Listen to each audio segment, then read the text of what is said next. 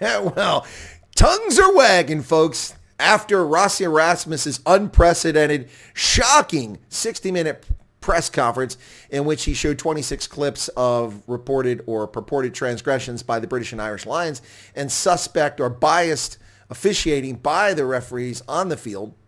This has got the rugby world spinning. Rassie's unprecedented video has really got the world paying attention to what's going on here with the British and Irish Lions and Springboks set to play again on the 31st of July in the mother city of Cape Town.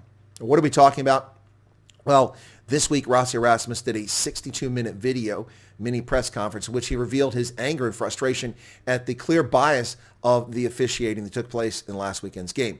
Now, for their part, the British and Irish press have been lambasting Rassie Erasmus. They're hardly objective in their discussion of this. We even see the Irish Times complaining about Rassie Erasmus. Of course, they reflect back from when he left Munster, and they feel slighted at the comments he made about Irish players. So they are not exactly objective in this. And neither is the British press. The Guardian has come out with 3 stories on this already, piling on. And let's read through some of these stories and read some of the comments from these folks who are speaking about Rassie Erasmus. Ugo Monnier, writing in The Guardian, says, Rassie Erasmus must be careful. Sometimes you reap what you sow. The South Africa coach should stop slamming officials and turn his analysis towards the failings of his own coaches and players. Well, let's be honest here. The Springboks' performance against the British and Irish Lions was pedestrian at best. Nonetheless, this is a game they should have won. Willie le Roux's try callback was unjust, and there should have been a red card on Hamish Watson's dangerous tip tackle of Willie le Roux. Not even a card called on that. Not to mention no penalty, no card called on the shoulder charge to Faf de Klerk. Unbelievable play taking place here. Or tackled in midair, Cheslin Colby. Nothing done about this. This was unbelievable. So yes, the Springboks were less than impressive, but the British and Irish Lions were not impressive either and benefited from clear advantage of the officials pulling for them. Everywhere, including the TMO, Marius Jonker, who's South African. So The Guardian, that's the first story.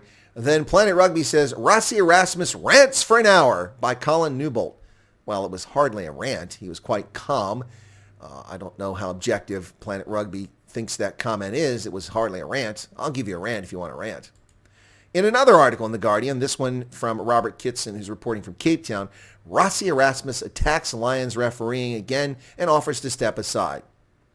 He says that World Rugby is under pressure to intervene after Rassie Erasmus, the director of rugby for South African Springboks, launched another stinging attack on the refereeing of the opening test of the British and Irish Lions series. Also offered to step aside from the remaining 2 tests if it delivers fair treatment for the Springboks tomorrow's second test.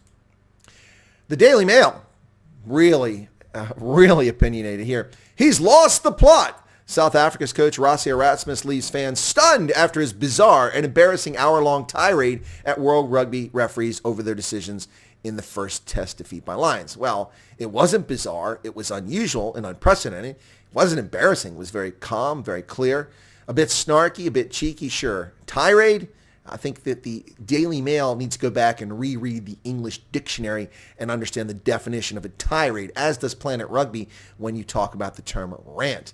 Rassie Erasmus has been accused of losing the plot after leaving fans stunned with his hour-long rant about refereeing decisions during South Africa's first test defeat by the Lions. Unbelievable. Not exactly a balanced report. And the BBC, the captured British propaganda outlet from the government, said the British and Irish Lions' Siya Kolisi didn't feel respected at all in his first test. Interesting to see that. South Africa's captain Siya Kolisi says he didn't feel respected at all by referee Nick Beering in the opening loss to the British and Irish Lions, backing up the claims made by Rassie Erasmus. The Springboks boss posted an unprecedented hour-long video monologue online criticizing the Australian referee's work in the first test. What I have to say about this is an extremely balanced report, objective reporting from the BBC. Shocking. Well done, BBC, unlike the other media outlets in the UK and the British Isles. Well done. And in another balanced report from Sky News, Rassie Erasmus video a sideshow. Rugby Australia says Erasmus comments are unacceptable. The South African director of rugby claimed that the Springboks were not shown the same respect as British and Irish Lions by the match officials in the first test. And there you have it. Now, of course, we can expect to see this go the other direction. This from News 24's Sport 24 site. First test fallout. 7 shocking calls Rassie Erasmus exposed that will rattle World Rugby. Well, perhaps not. World Rugby is an old boys club composed of folks from the British Isles who don't like people intruding on their laws and their polite decorum, which has World Rugby set up to favor teams from Europe, specifically from the British Isles, over the rest of the planet. And they don't like that comfy little world being disrupted. We must remember, of course, folks, that it was William Webb Ellis who purportedly picked up the ball on a pitch in England in the town of Rugby, thereby altering football and turning it into rugby to begin with. So they are very protective of their good old boys club and don't want to see anything upset that. So he's likely to see some challenges from this. Another article in The Guardian, this one by Kitson. Again, South Africa's Rassie Erasmus has abandoned grace and dignity. Director of Rugby's behavior during the Lions tour is within the rules, but does the sport no credit. Now he's talking about him being a water boy. Yeah, I'd have to say that on this one, Kitson, I'm not too far off the mark with you. But the most comical of these is the Irish Times. Jerry Thornley says, Rassie Erasmus shows us that in rugby, class isn't always permanent. Anyway, you read the story and you find out that he's still bumhurt about the fact that when he left Munster, that he dissed the Irish, at least in the view of this guy. Well, folks, here's the bottom line. Somebody needed to say something. Somebody absolutely needed to say something. And Nigel Owens did. The most well-known, the most renowned World Rugby official ever. He and Jonathan Kaplan coming after him. He surpassed Jonathan Kaplan with 100 tests. But the most respected, potentially, rugby official in the history of the sport, or certainly recent history, professional era, Nigel Owens himself came out and said at minimum it should have been a yellow card. The tip tackle by Hamish Watson on Villiers Leroux. It was dangerous. It met all the conditions for a red card, in my view. The shoulder charge into Faf de Klerk, clearly after he kicked the ball, intentionally trying to harm Faf de Klerk. There was no effort to even wrap around. There was no need for the hit. It was an intentional effort to hurt Faf de Klerk.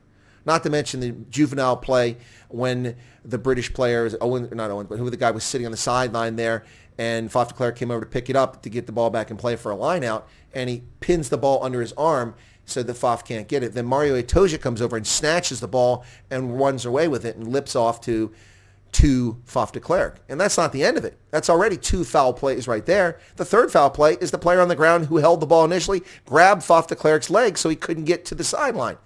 This juvenile, cheating, thuggish behavior is unacceptable.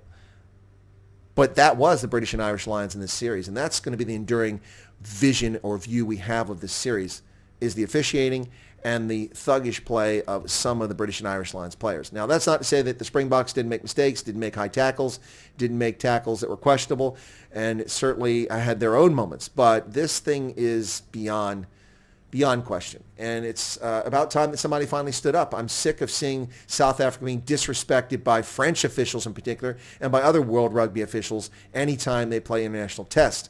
It's almost as if in about 40% of the games Springboks play, they're playing against the opponent and the officiating crew. Is that a stretch? Probably. But, now is the time for a little bit of embellishment and hyperbole. In its full disclosure, I am nearly a lifelong Springboks supporter, and you see me wearing the British and Irish Lions tour jersey for this tour in South Africa because I want to see great competition. I own the jersey, I own the shorts, I own the cap, I own the scarf. Bought them all a long time ago when I also tried to buy tickets for what turned out to be a spectatorless event. Anyway, folks, Rassie Erasmus, he's got tongues wagging. World Rugby will likely sanction him in some fashion. But to be honest, the good old boys club of World Rugby needs to back off and look closely at what the level of officiating is going on in this series and the intentional bias against the Springboks across the board. Hey, folks, if you're not a subscriber to Chris Wyatt Africa or Rugby Senate, look right below. Smash that button, become a subscriber. It's absolutely free, costs you nothing. You get objective analysis. Maybe not so objective when it comes to Springboks. Let's be fair. But you get objective analysis and insightful commentary on a range of topics from economics to politics to culture to language to rugby. Thanks a lot. Be safe out there.